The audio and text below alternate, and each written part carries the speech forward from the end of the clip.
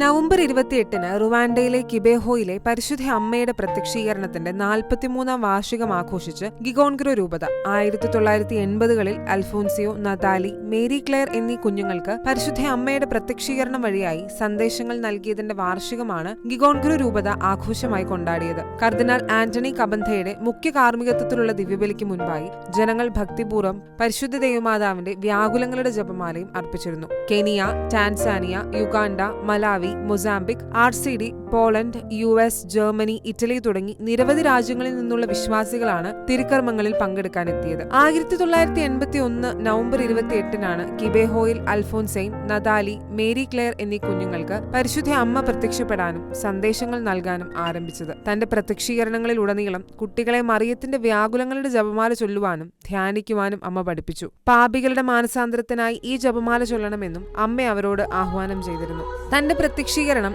ആഫ്രിക്കയ്ക്ക് മാത്രമല്ല ലോകത്തിനു മുഴുവനായും വേണ്ടിയുള്ളതാണെന്നും മാനവകുലം പശ്ചാത്തപിച്ച് മാനസാന്തരത്തിലേക്ക് കടന്നു വരണമെന്നും സഹനമില്ലാതെ സ്വർഗമില്ലെന്നും യഥാർത്ഥ മഹത്വം പ്രാപിക്കാൻ ക്രൈസ്തവ ജീവിതത്തിന് സഹനം അനിവാര്യമാണെന്നും അമ്മ ആഹ്വാനം ചെയ്തിരുന്നു. നിരന്തരമായി പ്രാർത്ഥിക്കണമെന്നും കൂദാശകളെ സ്നേഹിക്കണമെന്നും മനുഷ്യർ തങ്ങളുടെ പാപം നിറഞ്ഞ ജീവിതരീതി മാറ്റി മാനസാന്തരത്തിലേക്ക് കടന്നു വരണമെന്നും അമ്മ അതിയായി ആഗ്രഹിച്ചു.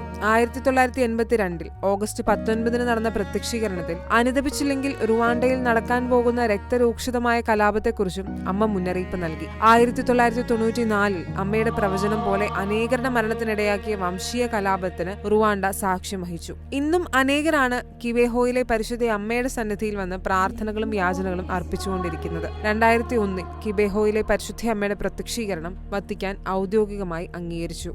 International desk, Shekinah news.